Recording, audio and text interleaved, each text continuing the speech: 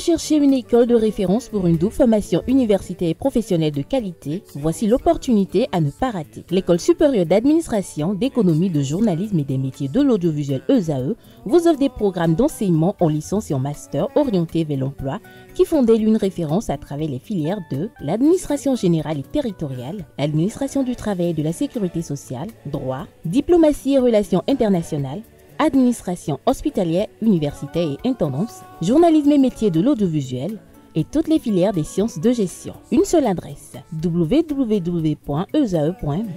Rendez-vous dès maintenant sur nos campus ESAE Bedjromende au numéro 90 93 65 21 ou au numéro 98 98 14 00. Paracourt sur le numéro 52 46 12 12. Aboumé-Calavi au numéro 52 88 44 44. Akpakpa au numéro 52 88 33 33. ESAE, l'excellence à un nom.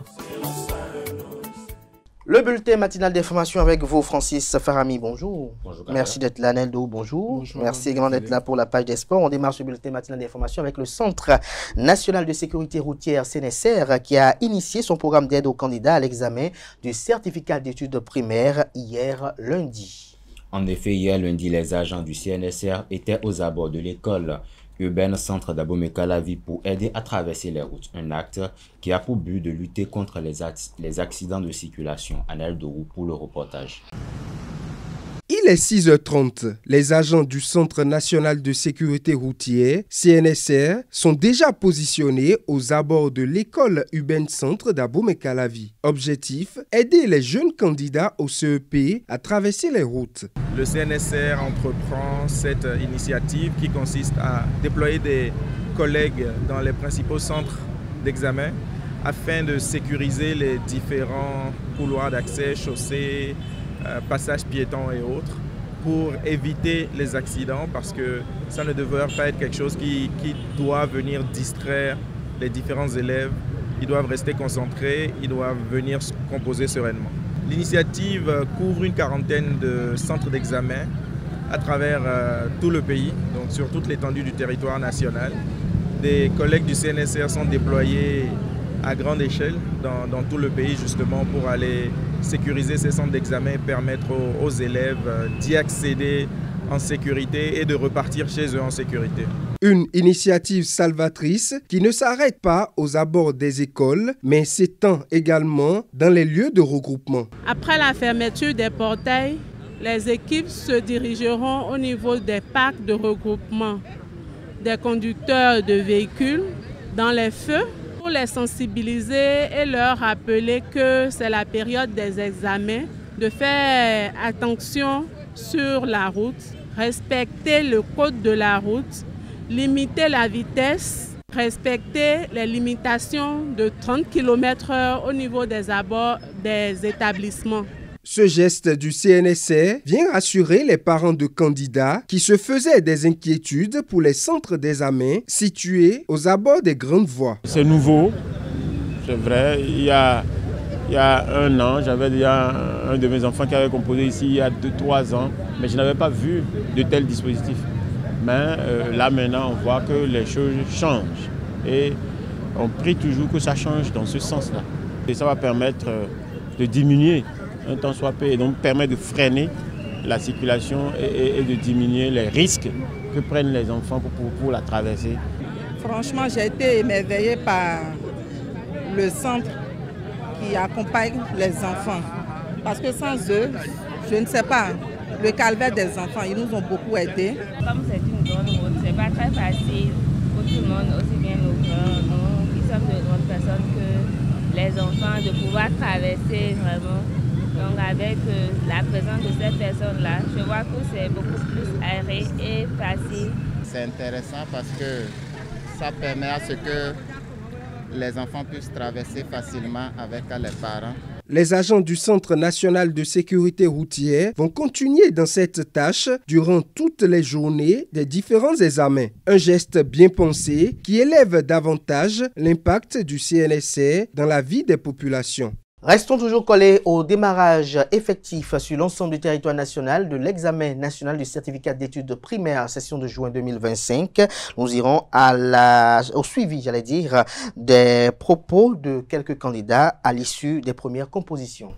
Toujours concernant le CEP, une équipe de la rédaction de Eusabe TV s'est rendue au centre de composition de Siké Sud au terme de la première journée de composition. C'était l'occasion pour les candidats de se prononcer sur l'ambiance qui a prévalu lors de cette première journée. Nansérine Fatombi a recueilli leurs propos. J'ai passé une très belle journée. Je les ai trouvées normales, faciles.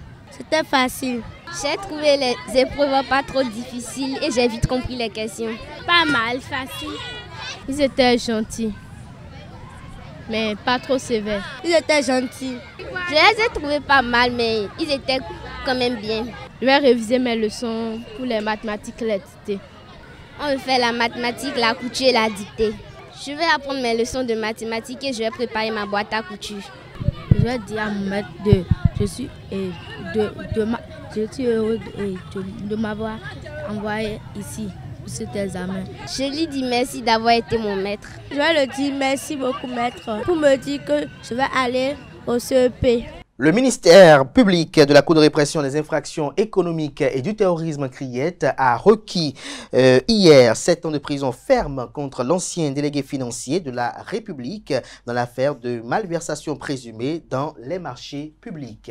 Exactement, le ministère public de la Cour spéciale a présenté ses réquisitions dans le dossier de présumée malversation dans les marchés publics. Dans cette procédure, l'ex-délégué est poursuivi avec son frère pour des faits présumés d'abus de fonction, complicité d'abus de fonction et blanchiment de capitaux. Contre ces infractions, le ministère public a requis 7 ans de prison ferme contre le présumé. Il a également requis 5 ans de prison ferme à l'encontre de son frère et co-prévenu. Le paquetier a invité la Cour à faire condamner les deux prévenus à payer chacun la somme de 10 millions de francs CFA à titre d'amende. Le maire de la ville de Tukuntuna a procédé au lancement des travaux de la commission thématique Afatel. En effet, le maire de la ville de Tukuntuna, Blaise Bebakwa, a procédé au lancement des travaux de la première session de la commission thématique agriculture, foncier, aménagement du territoire, environnement et climat Afatec de l'Association nationale des communes du Bénin ANCB. Pendant 2 jours, les experts et acteurs locaux ont échangé au sujet des risques liés au changement climatique. C'était dans la ville de Tukuntuna la semaine dernière. Kanté Amoussou pour le reportage. Je voudrais, au nom du président de l'ANCB, le maire Luc Setongi Atroko, déclarer lancer les travaux de la première session de la commission thématique Afatec.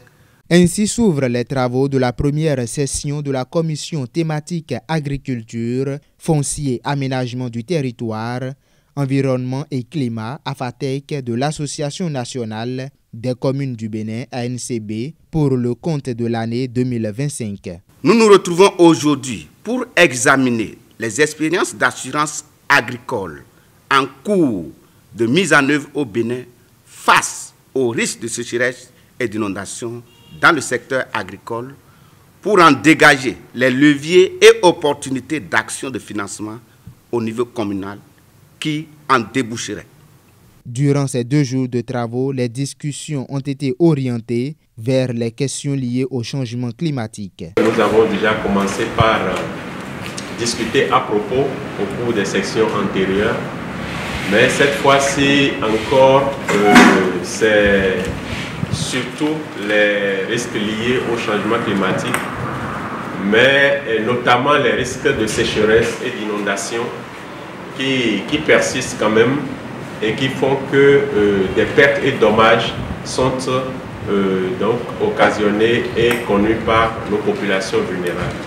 Les experts et acteurs locaux vont tenter d'apporter des solutions à ces différentes questions ainsi que les points d'attention et des opportunités dans le domaine climatique au profit des communes.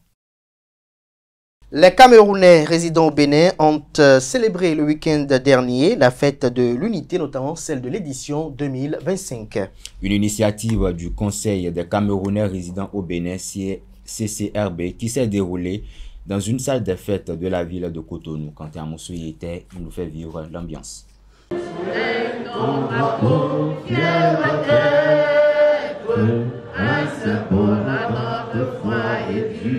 C'est dans cette ambiance que les Camerounais résidant au Bénin ont célébré la fête nationale de l'unité camerounaise.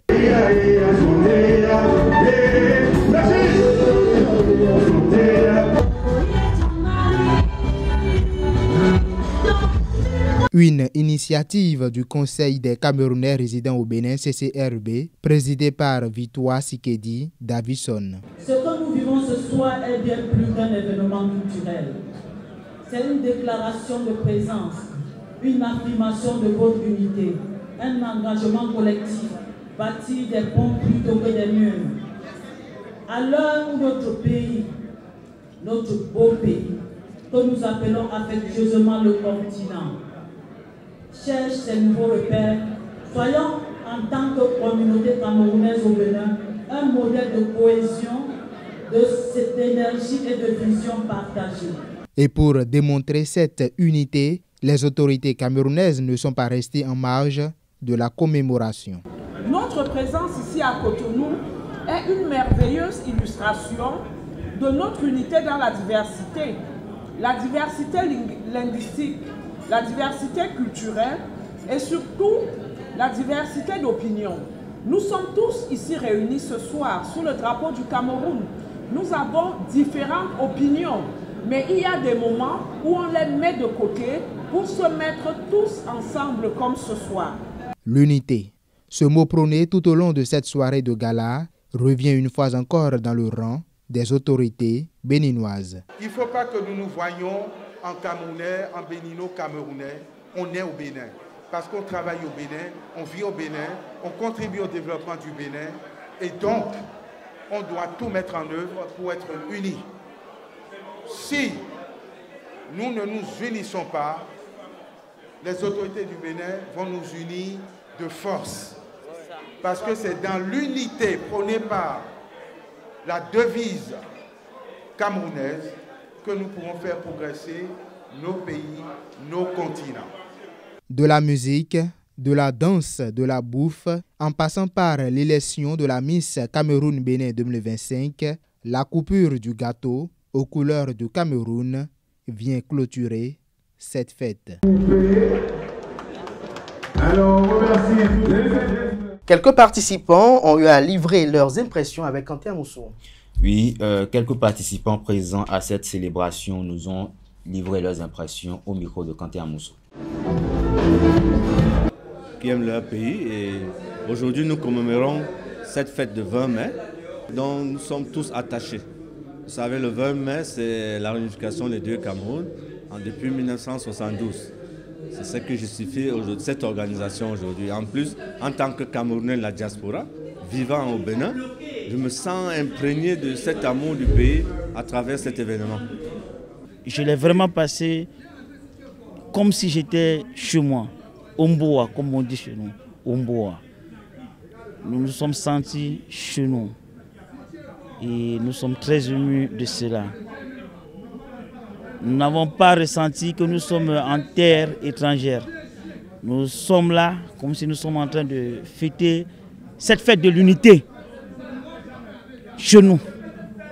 Et nous disons merci à tous les membres organisateurs, à tous ceux qui ont pu donner de leur temps pour que cela puisse être comme il a été. Nous leur disons vraiment merci pour cela.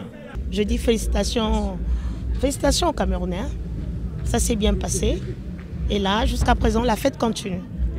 Ouais, tout s'est bien passé, nous avons bien mangé. Vraiment, moi, je me suis régalée. Merci à vous pour cette présentation du bulletin matinal d'information. Vous restez avec moi, on passe à présent à l'actualité sportive. Annette.